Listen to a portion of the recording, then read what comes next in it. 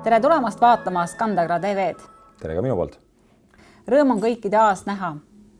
Urbo, oleme oktoobri keskpaigas. Kas meil koristus on nüüd lõppenud? No, ma arvan, et võib öelda küll, et eelmine nädal tulid viimased märjad viljad meie kuivatetesse. See nädal võib öelda, et enam ei liigu märga vilja, mis tähendab sisult ka seda, et koristus võib öelda, et on lõppenud. On kindlasti veel mõningaid põlde, mis on koristamata. Ma arvan, oa osas just eriti, aga teised kultuurid ikkagi 99,9% on ikkagi läbi. Ja jääb oodata ainult siis lõplikke numbreid, mis suure tõenäosusega siis saabuvad seal kuskil jaanuari teises pooles, et saada siis täit aimu, et palju see kokku siis tuli. Jah, täpselt, et seda on siis mingi aeg näha, kui palju me saame eksportida, et ka praegusel ajal käib tihe laevatusprogramm, me laadime praktiliselt iga päev mingit laeva ja siis on näha, kui palju me saame ikkagi eksporti saata vilja. Aga kui palju on veel põllumeestel vilja müümata, oskad sa öelda? No täpselt numbrit öelda kahjuks ei saa, aga kindlasti on kodudes päris palju vilja, mida siis siin aasta lõpuni saab veel vedada. Minu soovitus on vähemalt kord kuus vili laospunkris visuaalselt üle vaadata, aga väga oluline on ka siis temperatuuri jälgimine ja ka üles kirjutamine, et oleks näha, kuidas temperatuur siis laos muutub. Ja kui märkate temperatuuri tõusu mingis kindlas punktis, siis kindlasti peaks kontrollima selles kohas siis vilja olukorda ja reeglina siis talvisel ajal temperatuuri tõusu taga vilja sees on siis putukate elutegevus, mida saab siis peatada fumigeerimisega, aga vahel ka siis kuivatamisega, sõltuvalt sellest, kuidas keegi soovib toimetada. Kui vilja visuaalseks vaatamiseks piisab sellest, kui igaüks läheb lattu, siis vilja temperatuuri mõõtmiseks on vajalik ikkagi kindel seadeldis. Selleks sobib tegelikult ka tavaline termomeeter, kuid meil on olemas e-poes ka 1,5-meetrine vile temperatuuri mõõtmise varras, nii et kellel vajadust võib selle vabalt meie e-poes soetada. Siinkohal tulekski tagasi võib-olla siis selle vilja juurde, mis on veel laos, aga müümata. Viljahinnad on praegu ikkagi üsna kõrged. Marge, milles asi, mis see põhjus on?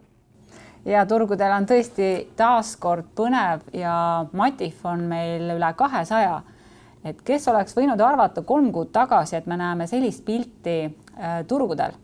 Et kui vaadata praegugi ekraani, siis me näeme, et Matif on lausa 202-203 eurot tonni kohta.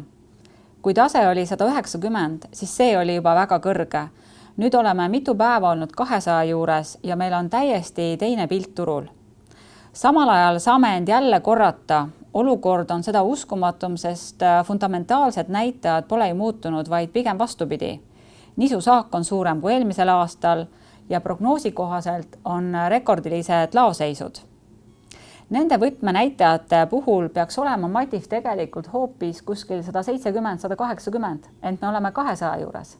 Aga miks ta on seal 200 juures? See on väga hea küsimus. Tegelikult on üles läinud kõik peamised börsikultuurid, mais, soja ja nisu. Ja üheks peamiseks põhjuseks on eelkõige fondide suur positsioon turgudel. Fondid on ostnud rekordkoguses positsioone, mis on viinud börsi ülesse. Aga kujutame ette olukorda, kui fondid hakkavad raha välja võtma ja oma positsioone müüma. See tähendab, et sama kiiresti, kui Matif on üles läinud, võib see uuesti alla tulla. Aga millal see juhtub, millal Matif kukub, millal fondid hakkavad positsioone müüma, seda ei oska keegi öelda. Teiseks tõusu põhjuseks võime lugeda nisu lühiajalist nõudlusturgudel. Kahjuks on aga Eesti nisu sellel aastal 1% võrra madalama proteiiniga, nii et meil on teatud riikide osas väiksem valik, mis paremas olukorras on näiteks Läti ja Leedu, kes saavad nisu paremini eksportida. Ja kolmandaks põhjuseks võime tuua kuivuse Lõuna-Venemaal, mis juba praegu mõjutab uut nisusaaki. Kui rääkida fundamentaalsetest näitajatest, siis reedel 9. oktoobril tuli välja USD raport, mis kinnitavad suurt nisusaaki ja suuri laoseise. Aga vaatame lähemalt. Nisusaak 764,4 tonni, mis on praktiliselt 8,6 miljonit tonni suurem saak kui eelmisel aastal. Ja eelmise kuuga võrreldes suurendati saaginumbreid 2,6 miljoni tonni võrra. Viimases USD raportis muudeti ka nüüd Venemaa nisusaaki 83 miljoni tonnile. See tähendab 9,4 miljonit tonni rohkem nisu kui eelmisel aastal. see polnud aga samas uudis, sest tegelikult numbrid olid ju turule teada ja sellega oli arvestatud.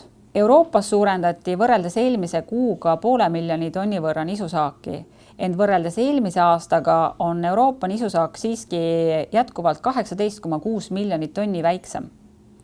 Austraalia saagi prognoosi numbreid ei muudetud ja on jätkuvalt 13 miljonit tonni rohkem kui eelmisel aastal.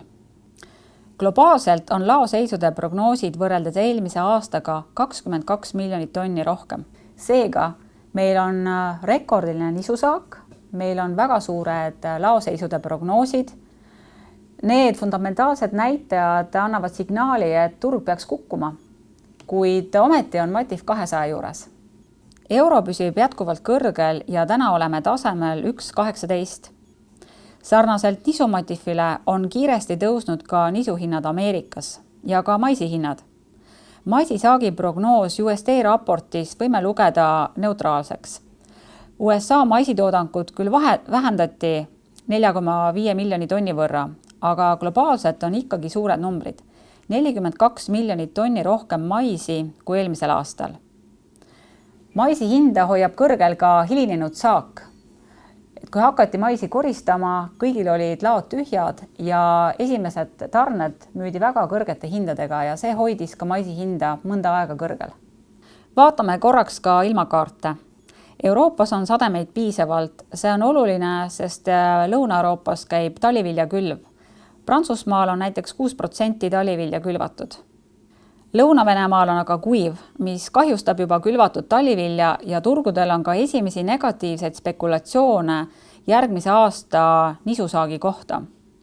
Prognoos näitab aga lähiajaks mõningaid sademeid, mis peaks olukorda leevendama.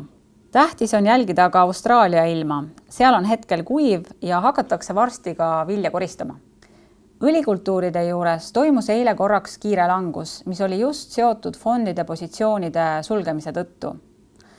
Soja graafikult on näha, kuidas hind on samuti väga kiiresti üles läinud, sest siin toimub samuti tehniline kauplemine. Eile õhtul aga toimus muudatus ja sojaturg tuli natukene alla. Sojaga koos reageeris ka raps ja eile õhtul kukkus raps 7 eurot paari tunniga, 395 pealt 388 juurde.